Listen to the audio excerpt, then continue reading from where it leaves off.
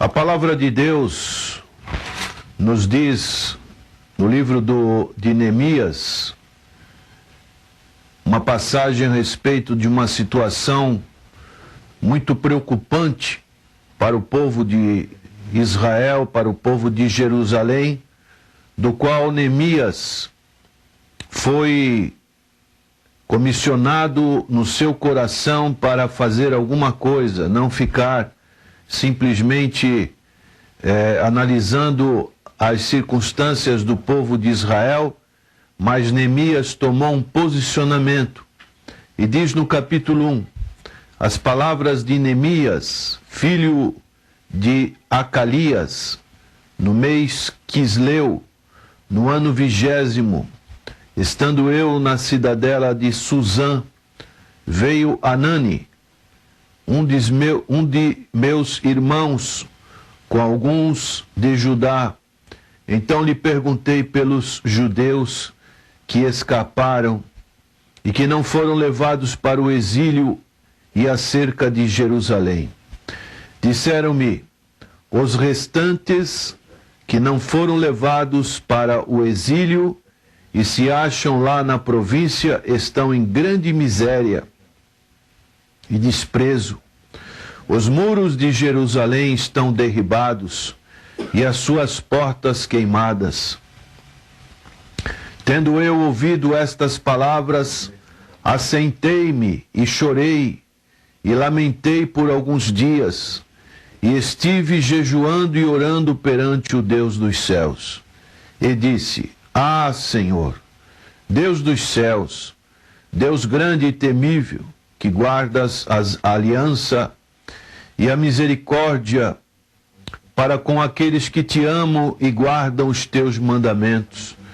Estejam, pois, atentos os teus ouvidos e os teus olhos abertos para acudires à oração do teu servo, que hoje faço a tua presença dia e noite, pelos filhos de Israel, teus servos, e faço confissão pelos pecados dos filhos de Israel, os quais temos cometido contra ti. Pois eu e a casa do meu pai temos pecado, temos procedido de todo corruptamente contra ti, não temos guardado os mandamentos, nem os estatutos, nem os juízos que ordenaste a Moisés teu servo. Lembra-te da palavra que ordenaste a Moisés teu servo, dizendo, se transgredirdes, eu vos espalharei por entre os povos.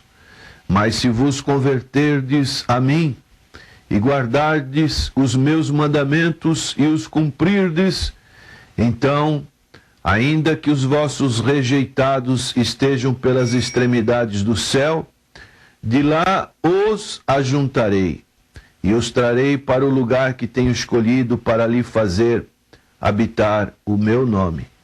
Estes ainda são teus servos, e o teu povo que resgataste com grande poder e com a tua mão poderosa.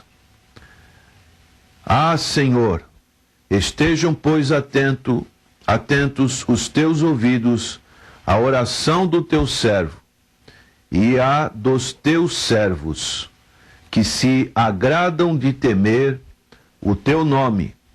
Concede que seja bem-sucedido hoje o teu servo e dá-lhe mercê perante este homem. Neste tempo eu era copeiro do rei. Aqui no verso 11, Neemias faz a seguinte oração a Deus. Ah, Senhor, estejam, pois, atentos os teus ouvidos à oração do teu servo e à dos teus servos, que se agradam de temer o teu nome. Você gosta de temer o nome de Deus? Você tem procurado temer o nome de Deus? O temor a Deus é a resposta correta diante da autorrevelação de Deus. Temer a Deus é ter experiência com Deus, é conhecê-lo. A palavra de Deus diz que o temor do Senhor é o princípio da sabedoria. é confiar nele, é obedecer a ele, é mostrar reverência.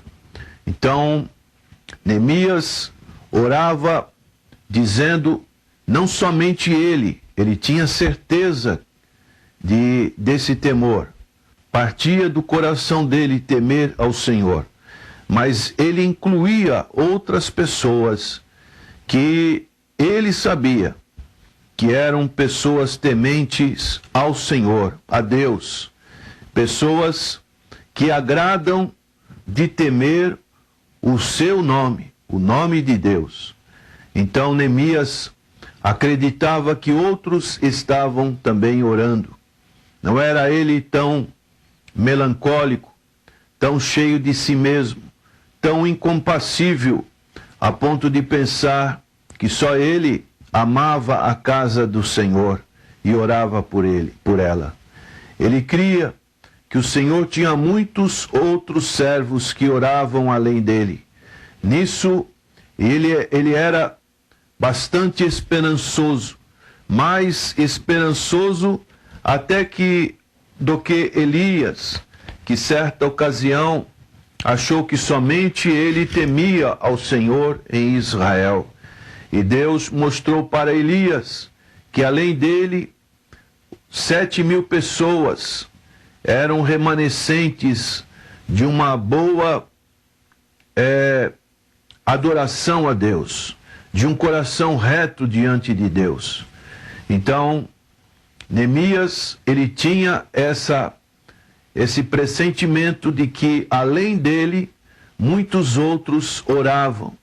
E nós também devemos ter essa percepção de saber que muitos outros irmãos e irmãs estão com o mesmo desejo nosso, orando para que o Senhor possa se agradar e o Senhor possa fazer a sua obra crescer.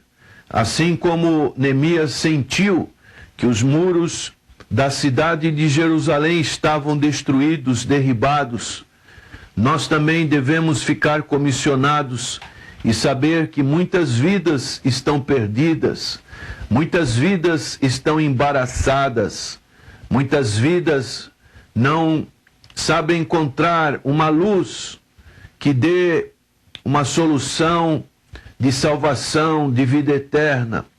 E essa sinalização nós temos que fazer, que é a pessoa bendita de nosso Senhor e Salvador Jesus Cristo.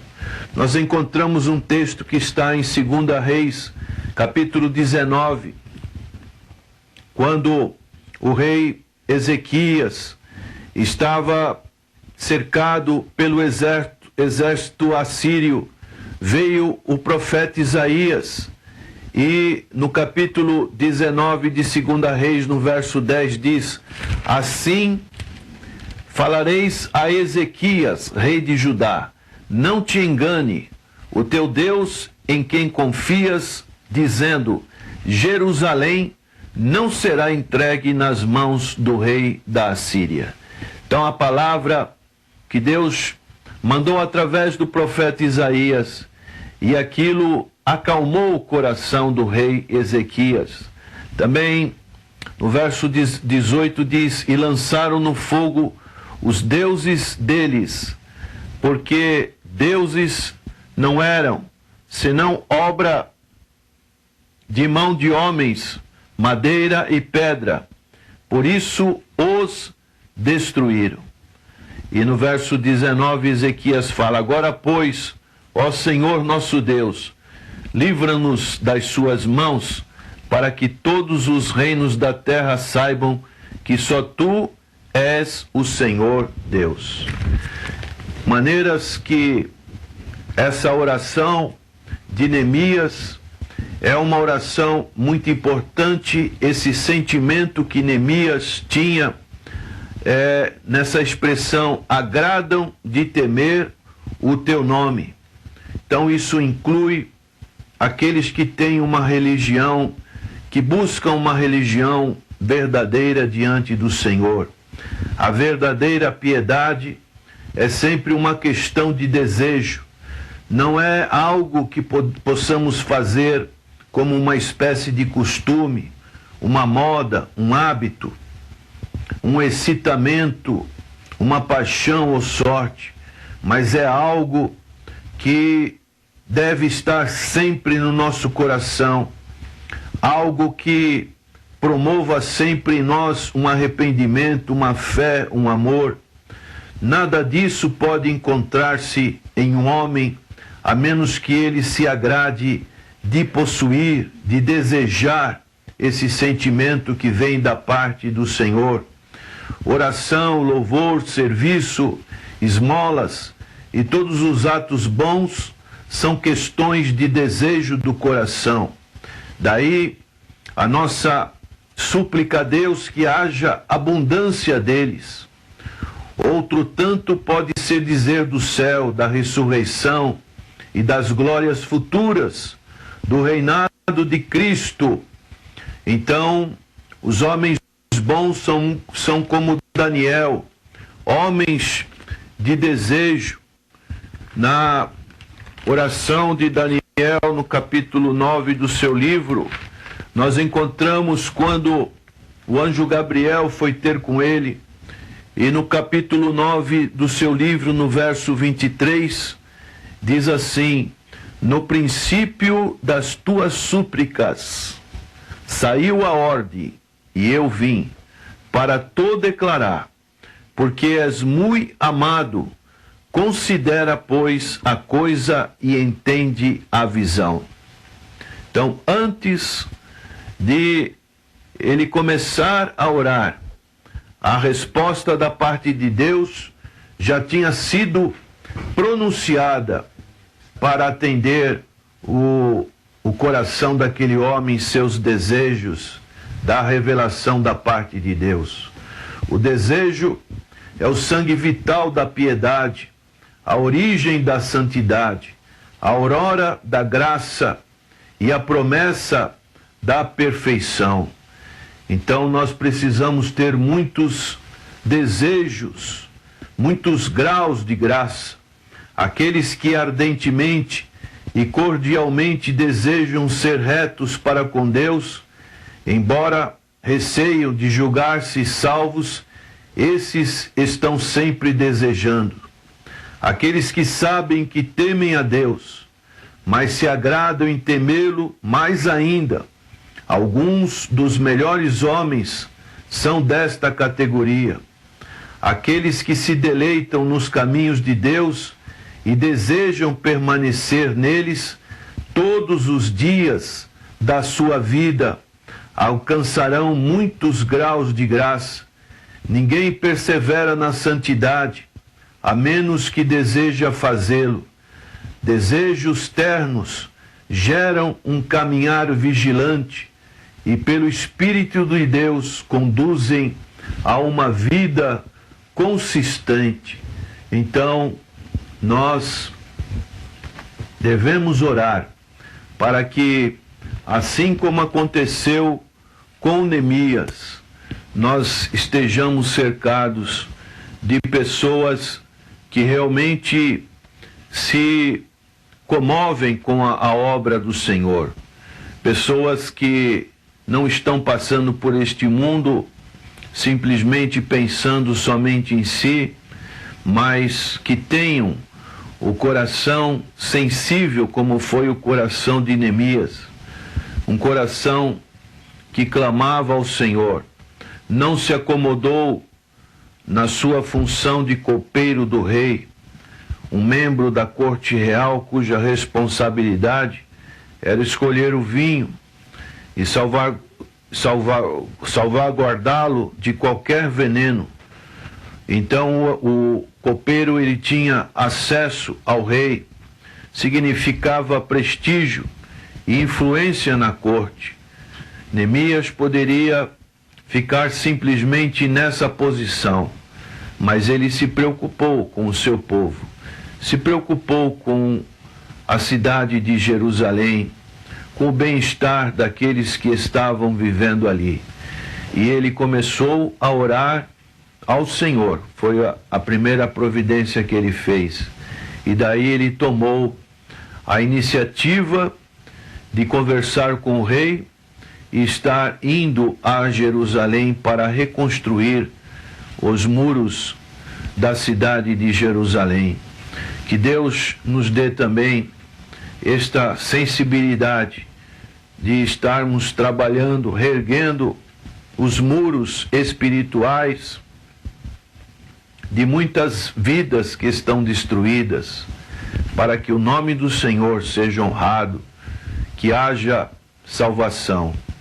Que Deus nos abençoe e que você também se agrada de temer o nome de Deus, e Deus conceda que seja bem-sucedido hoje o teu servo e dá-lhe mercê perante todos os homens.